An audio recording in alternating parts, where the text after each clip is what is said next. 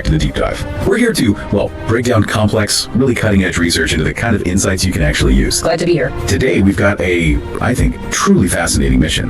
We're taking a journey into the work of Dr. Yen-hui, his approach to dynamic risk assessment.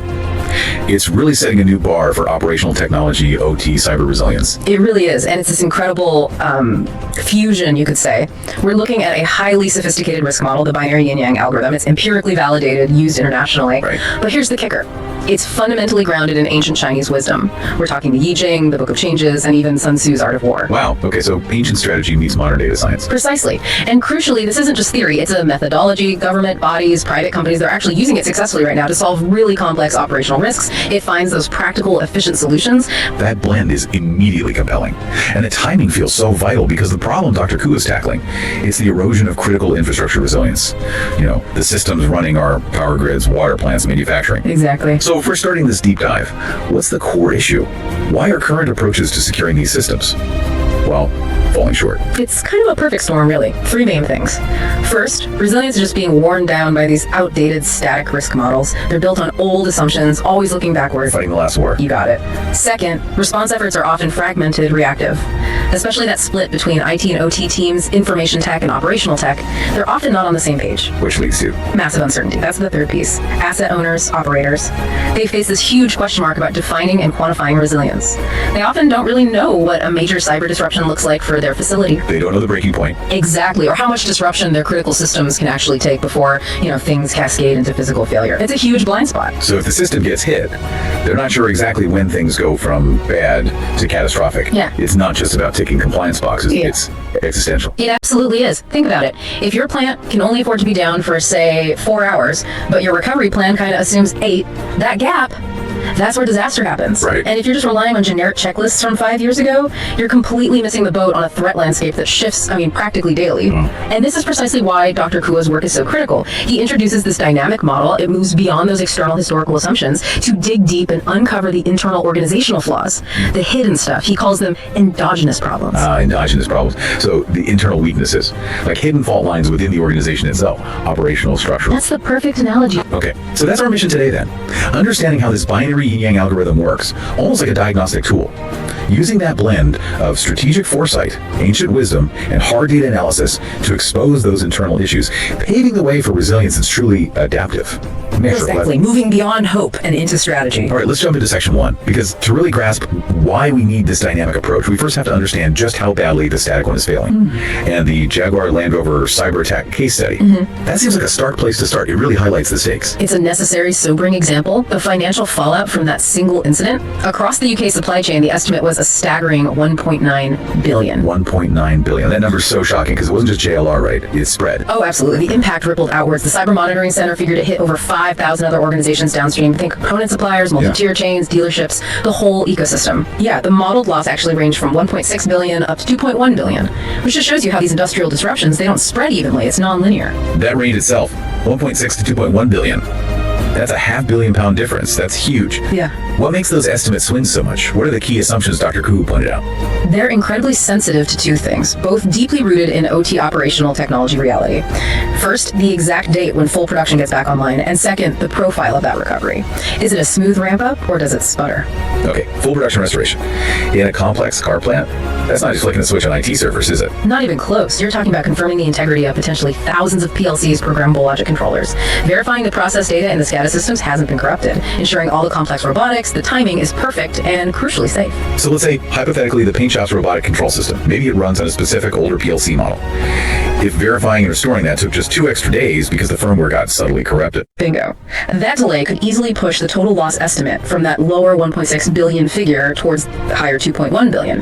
The integrity of that specific piece of OT becomes the bottleneck. It hinges on the operational tech. Precisely. If there were unforeseen snags getting those absolutely mission-critical OT systems back online safely, or if maybe the initial assessment underestimated how deep the compromise went into the industrial control systems, that loss figure just climbs and climbs. Right. It really underscores that the core vulnerability isn't just the network connection itself. It's the dependence on these highly specific, often proprietary, sometimes quite fragile OT systems for recovery. This whole incident just screams that the old risk models are obsolete. Let's properly define this static trap. Why do traditional models fail so spectacularly in these dynamic industrial settings? Well, fundamentally, they're built on history, on historical data and this idea that risk is somehow linear, predictable, they focus heavily on compliance checklists. Like ticking boxes. Exactly. Do you have your ISO certification? Check. Firewall configured? Check. It's static because it assumes the threat is a known thing and the environment is stable. Which it clearly isn't. Not in industrial control systems. They operate in this hyper-dynamic world. Components age out, protocols are often insecure by design because they were built for function, not security, decades ago, and the adversaries, they're constantly adapting their tactics. So the model treats risk like a destination you arrive at, check off the list. Instead of what it actually is, a constantly moving target you have to track in real time. And if you're always set up to fight yesterday's battles, you completely miss the new ways attackers move laterally, especially in OT environments. Precisely. This is Dr. Coase's core argument. We must evolve towards dynamic models. Models that use real-time data, ideally pulled from the physical process itself. Models that implement flexible controls things that can adjust automatically based on detected anomalies. And governance that treats risk not as a static state, but as a constantly shifting, quantifiable variable. That agility isn't optional anymore. But that agility, it often runs smack into probably the biggest organizational roadblock in critical infrastructure. That IT-OT schism. We talk about this divide a lot, but let's get specific. How does this separation technically hinder resilience building? What's the fundamental incompatibility? It really comes down to protocols, priorities, and paradigms. They operate in different worlds. IT, focuses on confidentiality, data integrity. They use standard protocols, TCP/IP mostly, and they can tolerate scheduled downtime for things like patching or reboots. Standard procedure in IT. Right, but OT, it's deterministic. Real time is critical. It uses specialized, often proprietary protocols like Modbus, Profinet, DNP3, and the absolute top priority is safety and continuity. A delay of even a microsecond in a control loop communication that could trigger a physical process disaster. So a standard IT security practice like running an aggressive network scan, or just doing a scheduled weekly reboot on a server that could actually take down a power plant, or ruin a batch of chemicals. It absolutely could, because those OT systems simply weren't designed for that kind of interruption. They're often brittle in that sense. So building resilience gets hampered because the response plans are siloed. How so? Well, IT might shut down networks to contain a breach standard IT procedure, but doing that could blind the OT operators to what's happening physically, or even trigger safety interlocks unexpectedly. Meanwhile, the OT team is scrambling to maintain physical safety, maybe even unknowingly keeping compromised systems running because shutdown is seen as the greater risk. And they often lack a common language to even discuss the risk, right? That's a huge part of it. They don't speak the same risk language. And the nightmare scenario is propagation. A simple IT breach crosses that boundary into the OT network. That's the threshold where things go from serious to potentially catastrophic. This is where dynamic models, as Dr. Kua proposes, become essential. They require really digital and physical parallel processing. You need joint oversight. Meaning IT and OT looking at the same picture. Yes. The key is to isolate incidents before they cross that IT-OT boundary and start messing with physical functions. Things like corrupting recipe data on an HMI, a human-machine interface, or altering the logic inside a PLC to, say, make a pump run dry or disable an emergency shutdown sequence. So unifying that oversight, creating that common technical language based on physical impact. That's fundamental. Absolutely fundamental. It has to happen. Okay, so we've really laid out the failures of the static models and that critical IT-OT divide. It sets the stage perfectly for why we need something truly innovative, something dynamic. Let's move into section 2 and really unpack the heart of Dr. Ku's work, the binary Yin-Yang algorithm. This is where that synthesis of ancient philosophy and modern analysis really comes alive. Right. This is where we shift gears from just compliance checklists into really deep strategic insight.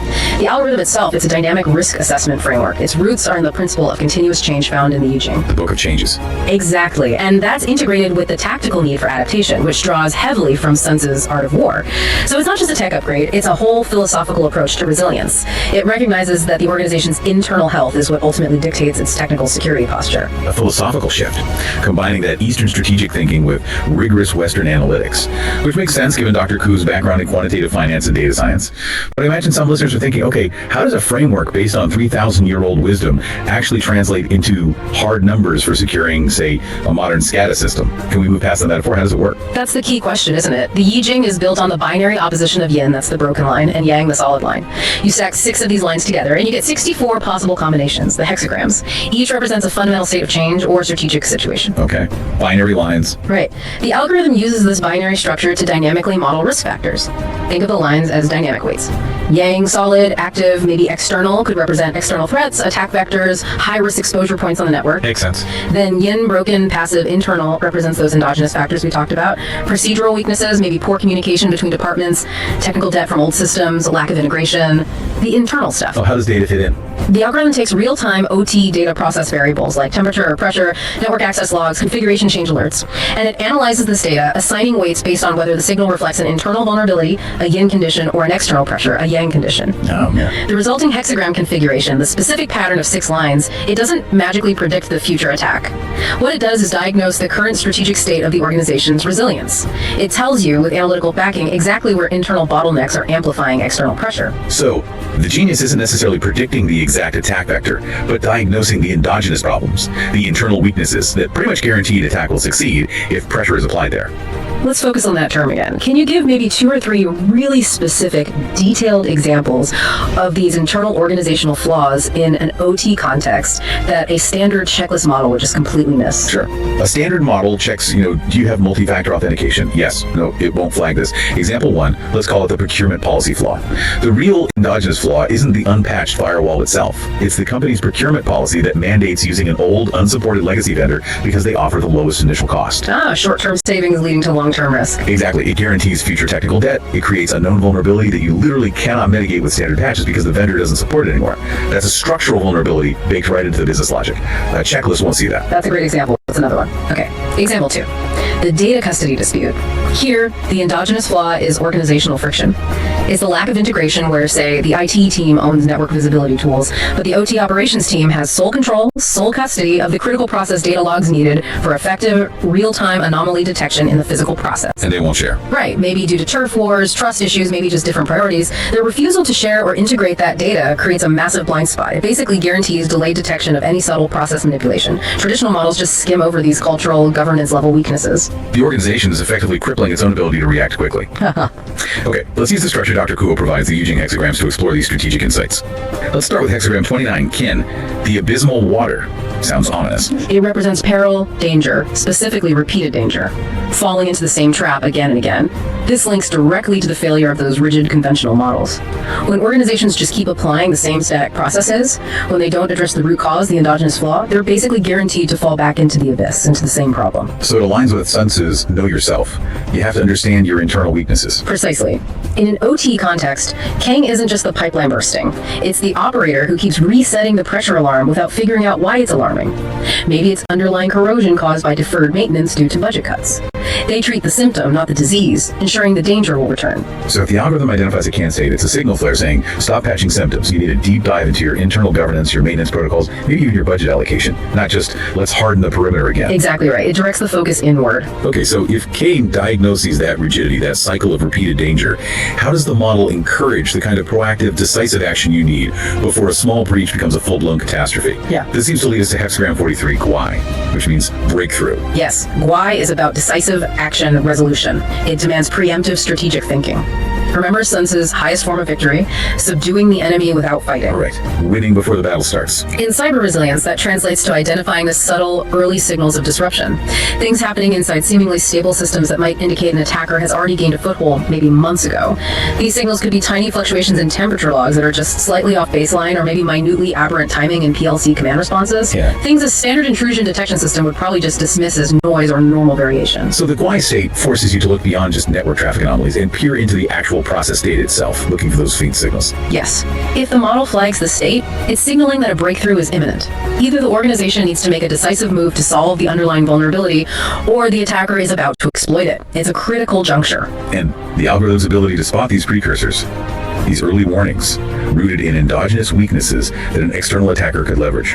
That's key to its predictive power. Absolutely. That's validated by its success in other areas, like the customs example we'll get to. It's about enabling that decisive surgical action at the earliest possible stage before the external threat fully materializes into a major incident. Makes sense. Now let's talk about the human element, the organizational glue, really. Hexagram 13, Tong Ren, fellowship or community. This seems aimed squarely at bridging that IT-OT divide we discussed. It's the mandate for unity, exactly. Tong Ren emphasizes collaboration, shared purpose, finding common ground. Sun Tzu's principle of united fronts win wars is directly applicable here. You need harmonized action between IT and OT. How does the framework help achieve that? Dr. Ku's framework helps unify these teams, not just by encouraging, better communication, but analytically.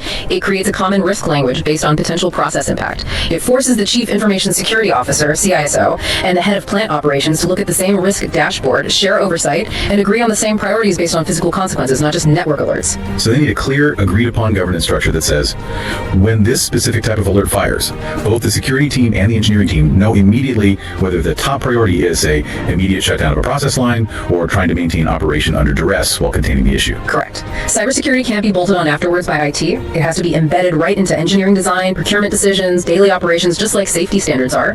The Tong-Rain state, when identified by the algorithm, flags where those collaborative pathways are weak or non-existent. It identifies that lack of fellowship as a high-priority endogenous risk in itself. Okay, and finally, the ultimate goal, the measure of success, what resilience actually looks like. Hexagram 1, Sean, the creative heaven. Kian represents the primordial creative force, strength, dynamic movement, confidence. Dr. Ku argues that true resilience is defined by two things. First, the ability to maintain confident operation even under duress. That's the system's intrinsic strength. Okay. And second, its capacity to recover with what Sun Tzu called formless agility, the ability to adapt and bounce back quickly, maybe in unexpected ways. Formless agility, that sounds like adaptability. Self-renewal, like being able to spin up new, clean control environments quickly without being rigidly locked into one predefined, potentially compromised recovery path. Precisely that. It moves OT security away from just being a purely defensive posture building walls towards being a capability. A capability for persistent operation, containment, and rapid self-renewal. When an organization fully implements the binary Yin-Yang algorithm and achieves this state of Kian, it demonstrates that its internal governance, its processes, its culture are robust enough to handle severe compromise while still maintaining essential functions and bouncing back. This fusion of philosophy and data provides that urgently needed path away from reactive checklist security towards true, dynamic, measurable resilience. We've really explored the strategic underpinnings, the philosophy, the need for this dynamic model. Now let's get tactical. Section 3. Moving beyond just insight to actually defining and measuring true operational resilience. If static models fail because they just measure compliance checklists, what are the new metrics Dr. Kuo proposes for this dynamic world? Yeah, this is where the rubber meets the road. The really profound shift is that resilience is no longer defined by, trying to stop every single attack. That's basically an impossible goal in today's environment. Right. Assume breach. Exactly. Assume breach. So resilience gets measured by the ability to continue operating safely, even while under compromise, while efficiently containing and managing the incident. And critically, ensuring safety margins are never, ever breached. The focus shifts entirely from pure prevention to containment and continuity. Okay, we've heard acronyms like MTTD, mean time to detect, and MTTR, mean time to recover, thrown around a lot in cybersecurity. How does Dr. Kuo apply a specifically operational lens to these? What makes them different in an OT context? They have to be tied directly to the physical process. MTTD is pretty useless if your system detects an intrusion on the network, but it can't immediately translate that detection into a concrete operational action, like automatically triggering a partial shutdown of one specific production line or instantly locking down an HMI terminal that's showing suspicious activity. So detection needs to trigger an operational response, not just an IT alert. Immediately. And the metrics also have to track the continuity of absolutely critical operations. And perhaps most importantly, the ability to maintain the functionality of the safety instrument systems, the SIS, during any kind of disruption. Those are the last line of defense against physical catastrophe. So the ultimate metric isn't just how fast IT can wipe a compromised server, it's how fast you can demonstrably recover essential operational functions safely. That's the bottom line. And Dr. Kuo really emphasizes this. Translating these technical metrics into clear, concise business language for stakeholders. That's non-negotiable. The board of directors, they don't really care about Modbus packet anomalies. No. They care about recovery speed for essential services. They care about potential customer impact, regulatory fines, and above all, the stability and reliability of the safety systems. Yeah. A dynamic model has to continuously answer the question, what preventative measures are demonstrably working right now to contain and isolate threats, and how do we know? That leads perfectly into integrating threat intelligence. Because traditional cyber intel, lists of IOCs, indicators of compromise, detailed reports on adversary tactics, it often feels abstract, almost useless to the engineer standing on the plant floor. How do we bridge that huge gap between cyber intel and actual engineering awareness? Closing that gap is absolutely crucial for industrial resilience. It's simply not enough to know the name of the latest malware strain, say from Russia or wherever. Right. You need to know what that malware actually does to the physical process control mechanisms. How could it manipulate the process? So the task is converting that technical threat data, IOCs, TTPs, tactics, techniques, and procedures, into actionable insights that clearly show potential process impact. Can you give an example? Sure. Instead of just saying threat actor X uses tactic Y, you translate it to, intelligence shows this specific adversary tactic targets the known default credentials on this legacy distributed control system, DCS model, which we use in Unit 3. If successful, they could potentially corrupt the temperature set point for that critical reaction vessel, leading to off-spec product or even a runaway reaction. Okay. So you move from, we blocked 10,000 malicious IPs today, to, we have identified a critical vulnerability in the chemical process control loop itself that, if exploited by this known threat actor, could lead to an explosion. That is exactly the necessary shift in language, focus, and ultimately action. And Dr. Ku recommends specific, sometimes structural strategies to make this happen. Things like physically placing cybersecurity experts alongside control engineers, not just in the same security operations operations center, but maybe even rotating them through engineering teams, ensuring mutual understanding and learning. Breaking down silos physically. Yes. They need to be using shared OTIT dashboards, but dashboards that describe threats primarily in terms of potential physical process impact, operational constraints, and safety margin erosion. We have to get past just mitigating IT risks with standard tools and start rigorously mapping the potential physical effects of every plausible cyber incident within the specific OT environment. And with potentially thousands of devices and interdependencies across these vast industrial networks, how do you prioritize where to focus security efforts? You can't secure everything equally. No, you can't. So you rely heavily on crown jewel analysis coupled with interdependence mapping, constantly informed by that dynamic threat intelligence. You prioritize controls based on tiers of equipment most vital to safety and core operational continuity, like the control systems that directly regulate critical parameters, pressure, flow, temperature. The key HMIs operators use to monitor and control the process. The industrial data historians that store critical process logs. Those are your crown jewels. And the intelligence about how adversaries might target them needs to feed directly into your change management processes, your maintenance scheduling, and crucially, your network segmentation decisions. Can you elaborate a bit on how intelligence informs those segmentation decisions, like the zone and conduit models? Sure. Zone and conduit models, which are central to standards like IEC 62443, are about dividing the industrial network into secure zones with controlled communication paths or conduits between them. Dynamic threat intelligence should directly dictate the security rules applied to those conduits. Well, if intelligence shows that a specific maybe older industrial protocol, let's say OPC Classic, is frequently being abused by attackers to manipulate process data across zones, then the dynamic model advocates for immediate action. That might mean implementing deep packet inspections specifically for OPC Classic traffic on that conduit, or maybe deploying protocol-aware industrial firewalls there that understand valid versus malicious OPC commands. The focus shifts from generic vulnerability scores to the concrete pathways attackers use, abusing protocols, exploiting insecure legacy interfaces, manipulating the process itself. Okay, finally, let's touch on the elephant in the room. Standards like IEC 62443, they exist, they provide a framework. But you mentioned Dr. Kuhn argues they often end up as just another static checklist. How does his dynamic model leverage these standards but push beyond that simple compliance mindset? Yeah, Dr. Kuhn's point isn't that the standards themselves are bad. IEC 62443, for example, provides an excellent blueprint for secure industrial network design and lifecycle management. The problem is how they're often implemented. Usually it's a static one-time audit or assessment, you get certified, you put the certificate on the wall, and maybe you revisit it in 3 years. Right, checkbox mentality. Exactly. To achieve true dynamism, the principles within those standards need to be integrated with continuous monitoring, real-time threat modeling based on current intelligence, and regular, rigorous scenario-based exercises that actually test the controls under simulated attack conditions. Static checklists just don't work for the nonlinear, constantly evolving risks inherent in aging OT infrastructure.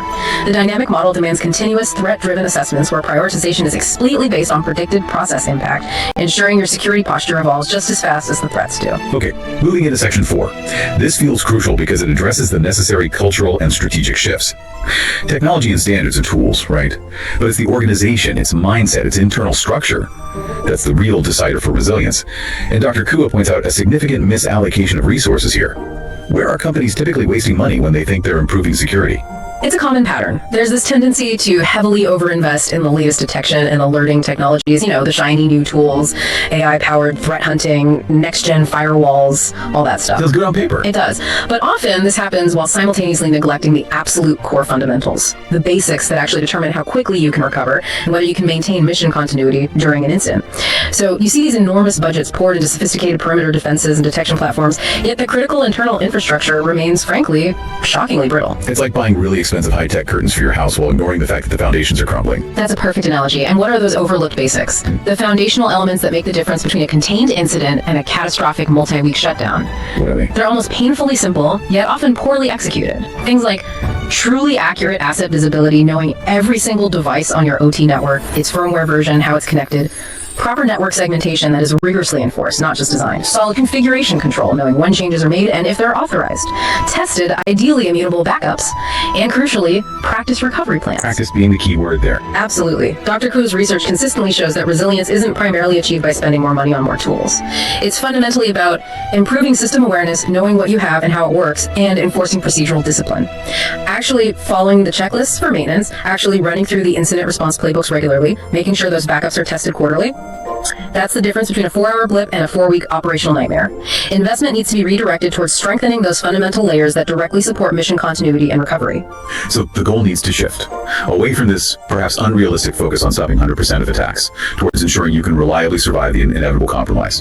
How does a proactive incident management program, specifically in an ICS environment, reflect this necessary shift in mindset? A truly proactive program, it's all about preparedness, clear communication lines, and coordination that is deeply institutionalized before any crisis hits. You can't figure this stuff out on the fly. In industrial control system environments, this means developing crystal clear, shared playbooks. And these playbooks have to unify OT operations, IT security, physical safety teams, and even emergency response personnel under a single, unified command structure. That sounds almost military or like disaster response frameworks. FEMA, maybe? It draws heavily from those concepts. The structure often recommended and increasingly adopted is modeled after ICS-4-ICS, that's the Incident Command System, specifically adapted for industrial control systems. Okay. This system ensures that the moment a significant incident is declared, the command hierarchy is instantly clear, the communication lines are established, and the operational priorities, for example, safety first, then maintaining critical continuity, then full restoration, are pre-agreed and understood by everyone involved. It prevents that paralysis that happens when different departments start arguing over priorities in the middle of a crisis. And resilience isn't proven when you write the plan.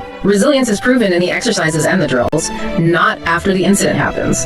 If you haven't run a full-scale, realistic, scenario-based drill where OT systems are actually isolated, where data is simulated as corrupted, and you practice recovering them under pressure, then you don't really have a plan, you just have a document. A hypothesis, maybe. This brings us back then to arguably the most fascinating, maybe most challenging element of Dr. Ku's work, that philosophical warning about organizational imbalance. Applying the Yin-Yang principles to the organization itself, suggesting that bottlenecks, these endogenous problems, can stem from what he calls elemental imbalance. This goes deep into organizational culture and structure. It's a really remarkable and surprisingly practical analytical lens. The Yi-Jing, as it's tied into traditional Chinese philosophy, often models the dynamics of the world using the 5 elements Wu Zheng: wood, fire, earth, metal, and water.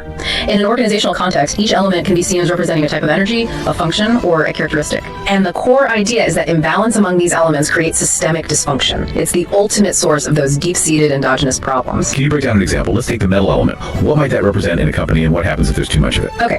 Metal often represents structure, order, rigor, rules, logic, think bureaucracy, standard operating procedures, maybe even the physical environment like grade desks and harsh lighting things that enforce conformity and control. Now, excessive metallic energy, pure, unyielding process, rigid hierarchy, centralized authority with no flexibility can actively suppress wood energy. And wood represents? Wood represents growth, flexibility, vision, creativity, the ability to adapt and change course. So if an organization is all metal, its security policies might become so rigid and its change control process is so slow and cumbersome that teams simply can't innovate or adapt quickly to new threats. It stifles the creative problem solving that's absolutely essential for dynamic resilience. Which, ironically, leads to internal chaos and poor decision making because you can't react effectively. Yeah.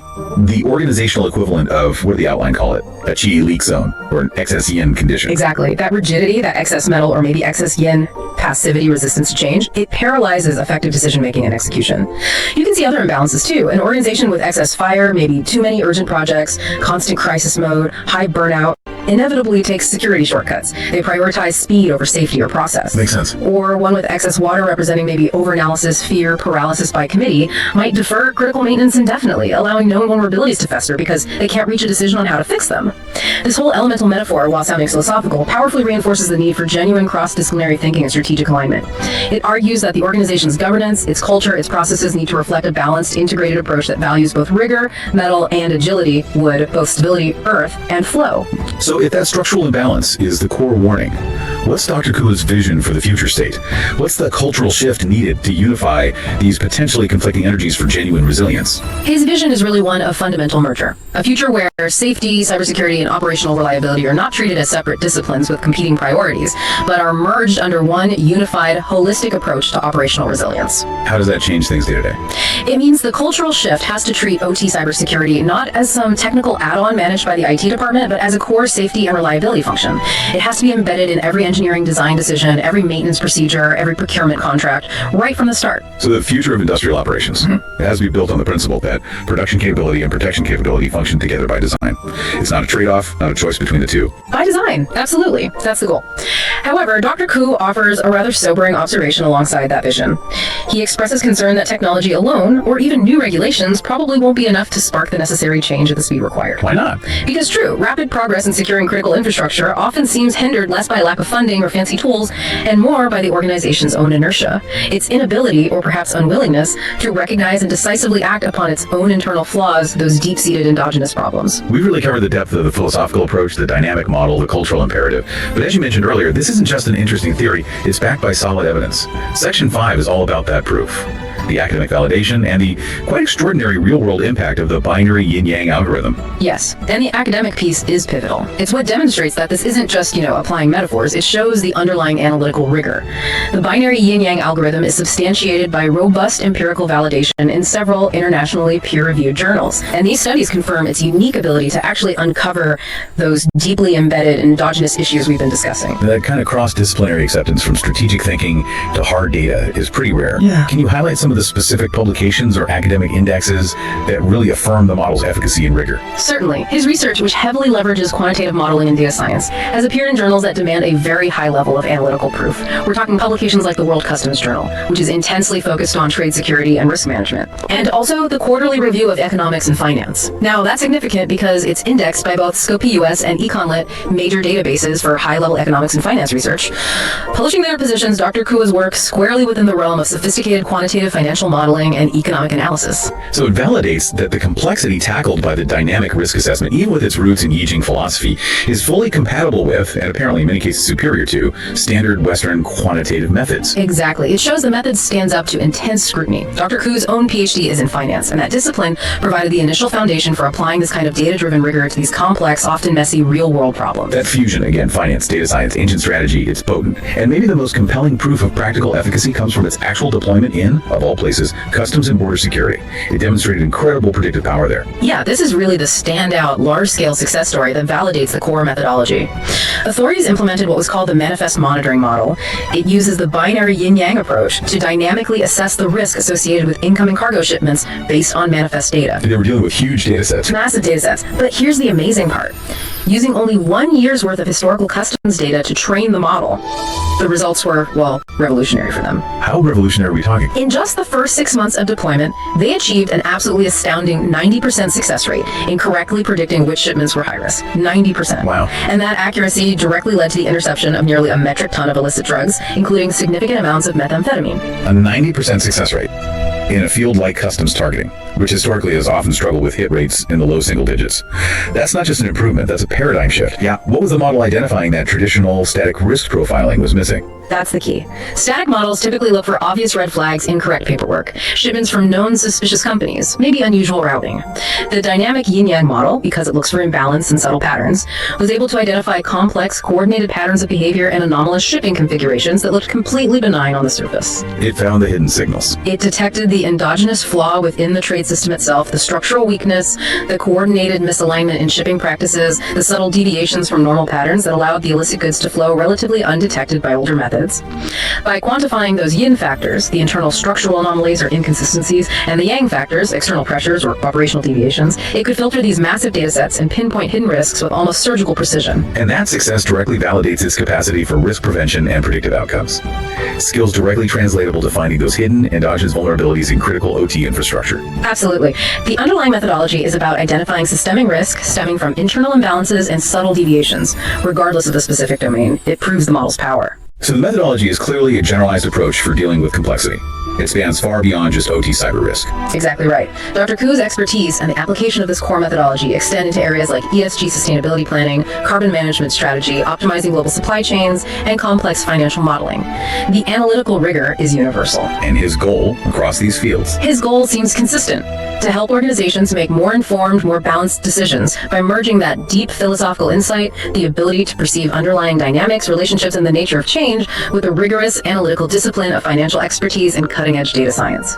Whether the specific risk is a volatile carbon credit market or a potentially compromised SCADA system controlling a pipeline, the fundamental methodology for identifying the internal structural imbalance that creates the vulnerability remains the same. It really comes back to leveraging data and a different way of thinking to see the unseen. to achieve that victory that lies in the unseen, as Sun Tzu might put it. It's fundamentally about changing the lens through which we view complex systems and risk. By forcing organizations to rigorously analyze their internal structural weaknesses, their cultural issues, their process gaps, the yin factors right alongside the external threats and pressures, the yang factors. The algorithm ensures that the resulting solutions aren't just temporary technical band-aids. They become part of a permanent recalibration of the organization towards genuine, sustainable resilience. This has been an incredibly detailed and I think strategically vital deep dive. We started with the critical problem of static risk models failing our central infrastructure, and we've journeyed through ancient philosophy, complex data science, cultural change, and ended with empirical validation. If you had to boil this entire conversation down to just one core takeaway for everyone listening, what would it be? I think the core takeaway has to be this.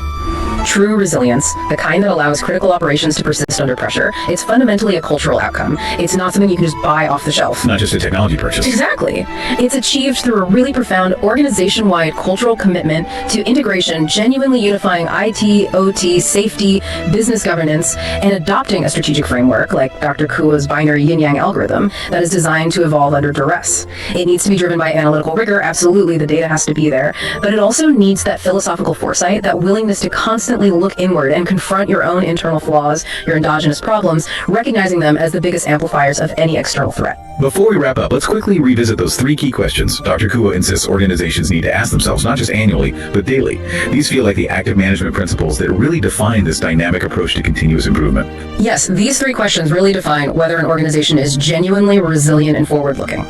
If you can't answer these with precision and back it up with data, you're likely still stuck operating in a static reactive mode. They are: 1. What do we know today about our OT cybersecurity posture, specifically our internal vulnerabilities, and how risk is weighted across our systems that we genuinely didn't know previously? Are we continuously learning? Okay, number 2. 2. What specific preventative risk management measures and security controls can we confirm right now, empirically and ideally in real time, are actively working to contain threats and maintain stability? Not just hoping they work, but proving they work. And the 3rd. 3. What specific cybersecurity scenarios and their potential cascading operational impacts can we now definitively prevent because of our improved systemic understanding and the controls we put in place? It's about measuring progress in terms of prevented outcomes. If you're relying on last year's audit report to answer any of those, you're definitely already behind the curve. And finally, let's leave our listeners with that provocative thought, stemming from Dr. Kuo's ultimate assessment of the challenge facing critical infrastructure security. Right. Dr. Kuo expresses this deep concern, this observation really, that more technology or stricter regulations alone, while maybe helpful, probably won't be the primary drivers to spark sufficient change fast enough. Organizations often seem to wait for external pressure, a new law being passed, or worse, a major competitor suffering a huge incident to force necessary internal change. So the provocation is, So we really have to ask ourselves, and maybe you should ask within your own organizations, what if the biggest catalyst for truly rapid progress in securing our critical infrastructure isn't going to be a revolutionary new AI tool or another compliance mandate or even a massive budget increase?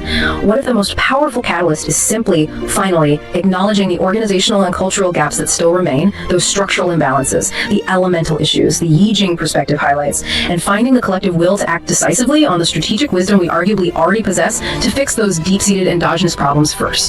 Perhaps the ability to genuinely change our internal mindset is the single most powerful and most underutilized tool we have left. a very timely and I think crucial reminder as we face increasing threats. Thank you so much for taking the deep dive with us today. My pleasure. It's critical work.